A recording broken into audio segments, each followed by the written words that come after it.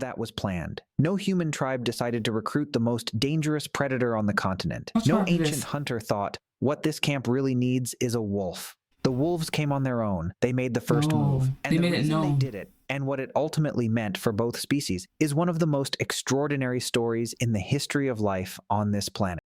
To understand why wolves would ever approach a human camp, you have to understand what their lives actually looked like. 30,000 years ago, wolves were everywhere. Europe, Asia, North America. They were the dominant land predator across most of the northern world. This is actually interesting information.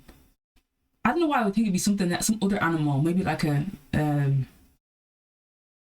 land predator. I was gonna say birds. Okay. But wolves specifically could cover hundreds of miles of territory. They hunted mammoths, bison, elk, caribou. Oh, they went after everyone. Dangerous prey, animals that could kick hard enough. These wolves aren't backing down. SLB wolves. To shatter a wolf's skull with a single blow. Hunting like that came with a cost. Wolves got injured constantly. A broken leg during a hunt was often a death sentence. A pack that lost too many members in a single season could collapse entirely. And even when a hunt succeeded, there was no guarantee they got to keep the kill. Cave lions, cave hyenas, and competing wolf packs were always nearby, waiting for the chance to steal what another predator had worked for. Like the life of an Ice Age wolf was one of extraordinary skill paired with extraordinary risk. Every meal required violence. Every season brought the possibility that the pack simply would not survive it. And then humans appeared. From a wolf's perspective, a human camp was something genuinely new. Humans were weaker than almost every other large predator, slower, no claws, no natural armor, but they did something no other. Could you imagine being by a campfire or something and just see a wolf or wolves just coming at you and you don't know what to do? Imagine if you're a human and this is like your first time ever seeing wolves. But then again, would you be scared? Would you even know to be scared? Or do humans have that like innate fear? Do you get me?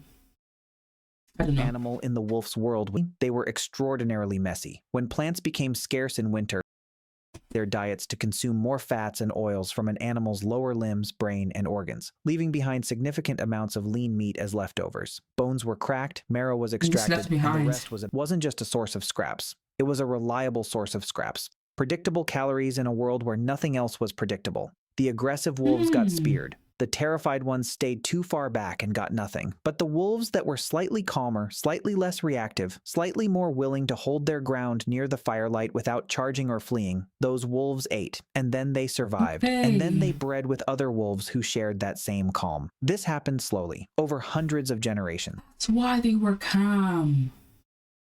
I mean, yeah, that's how they evolved into dogs. That's why dogs, hold on.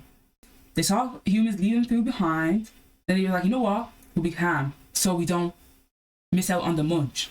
Then they started breeding with other wolves that were on the same timing. Or like, okay, we'll be calm.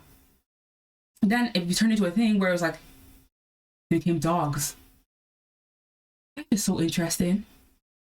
No wolf decided to become a companion, but evolution doesn't require decisions. It only requires that some individuals survive better than others. And near human camps, the ones who survived better were the ones who were less afraid. Here's where something genuinely strange happened. The wolves that stayed near humans weren't just changing their behavior. When females were selecting mates, they were also gravitating toward males with a similar temperament to their own. Calm wolves were breeding with calm wolves. Generation after generation, that trait became more concentrated. What started as individual personality differences began hardening into something biological. Genomic sequencing of ancient fossils tells us that the separation... That's insane. Just by changing their behavior, they became dogs.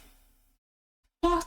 Dogs and their wolf ancestors occurred somewhere between 20,000 and 40,000 years ago. Already underway, long before the first physical evidence of domestication shows up at any archaeological site. The transformation wasn't happening because humans planned it. The old theory that ancient people took wolf pups from their dens, hand-raised them, and trained them into companions, has been called a romantic fairy tale by biologists who have spent decades actually working with wolves. Adult wolves don't tame. The window for deep socialization closes within weeks of birth. What actually happened... Well, are the biologists just underestimating the wolves? We're going to see. ...was quieter, more patient. It was evolution doing what evolution always does, filtering a population based on who survives, one generation at a time, across thousands of years. And as those wolves near camp grew calmer, humans began to notice something they hadn't expected. Think Wow. about what it meant to have wolves nearby during a hunt. Wolves track prey by scent in ways that are simply beyond human Oh, so ability. you're gonna make They them can smell useful. an animal from miles away. They can follow a trail hours old across frozen ground. They can sort through an entire herd in seconds, identifying the old, the injured, the They're slow, the familiar. ones that They are know who the actually ops are. catchable. Ancient wolves hunted by sorting a herd to expose the animal that required the least effort to bring down. Once Which they one? isolated that animal, Really? the dangerous part began. Is that not bullying? The least likely to really fight them back? For real? Like, And that's exactly where humans came in. With sharper weapons, better oh, vision we were in the daylight, backup. and We were the the backup. ability to coordinate a complex kill from a Not me, distance, they humans were. could finish what the wolves had started. Both sides shared the work. Both sides shared the meal. Neither species could do So it alone was a what joint both could do effort. together. It went beyond hunting. The wolves sleeping at the edge of camp woke up before any human did. They smelled what was coming before any human could see So even when humans were asleep, they were still working. Huh. Some might say they deserve a raise. it. They reacted to bears, rival tribes, and large Oh yeah, there were other people. predators Huh. approaching in the dark, long before the humans inside the camp had any idea danger was near. A camp with wolves nearby was measurably safer than a camp without them. Both species were getting something the other simply couldn't provide. And Which once was? that loop closed, the relationship accelerated faster than Okay, either joints, species could have ability to live. anticipated. Here is the part most people never hear. Wow. When humans and wolves began hunting together in Europe, there was Mhm. already another group of humans there, Mm. Neanderthals. They had lived across Europe Oh, for it was that far. Well, obviously it was that far back.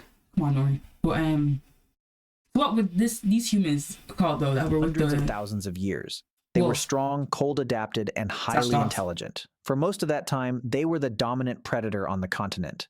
45,000 years ago, Neanderthals were everywhere in Europe. Oh my goodness. 5,000 years later, they were gone. For decades, Wow. scientists argued about why. Climate change, disease, direct conflict.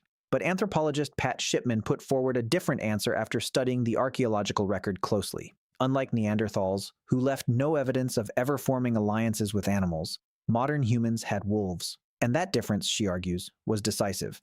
So they had allies, and that was the difference. Wolf dogs were found buried alongside enormous concentrations of mammoth bones at human sites, which only Oh, makes yeah. sense if they had reliable, repeated hunting success. You don't build a house from mammoth bones if mammoths are hard to find. Neanderthals were hunting alone. Humans were hunting with wolves. The gap in efficiency wasn't small. That's crazy. It may have been the single greatest competitive advantage in the ancient world. The difference between a species that spread across an entire planet and a species that quietly disappeared. Think about what that actually means. The So not wolves one didn't just Neanderthal was change left. human daily life. They may have Them determined times. which version of humanity survived at all. That was 40,000 years ago. But the story didn't stop there. Archaeologists recently discovered wolf remains on a small island off the coast of Sweden. An island Sweden? so small it has no native land mammals of any kind. The only way any animal gets there is if humans bring it.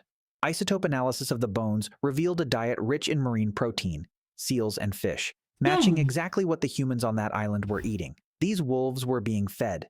They were smaller than mainland wolves. One showed signs of low genetic diversity, consistent Oh, with so they living in were close dogs. proximity to people over a long They have period. become dogs. These were not wild wolves passing through. They were living with humans, eating what humans ate on an island humans had chosen. The relationship had adapted across continents, across climates, across thousands of years. Not because anyone enforced it, because both sides kept finding reasons to stay. And there is something in that worth That's sitting cute. with. The standard story of domestication is a story of human control. We tamed things. We decided which animals were useful. We brought them into our world on our terms. But wolves didn't follow that script. Perhaps the wolves decided to work with us just as much as we decided to work with them. It was a negotiation between two predators who had every reason to fear each other, and somehow chose otherwise. The Joint wolf alliance. that crept toward your ancestors' fire 30,000 years ago wasn't being conquered. It was making a calculation. The scraps were reliable. The humans were useful. The firelight was warm. And somewhere in So the slow wildlife and animals arithmetic are of just so survival, intelligent. staying started making more sense than leaving. That decision changed both species permanently. It changed where humans could go, what they could hunt, and how safe they were in the dark. It changed wolves so deeply that their descendants now sleep in our beds and stare at us with eyes that evolution specifically shaped to reach something inside the human brain.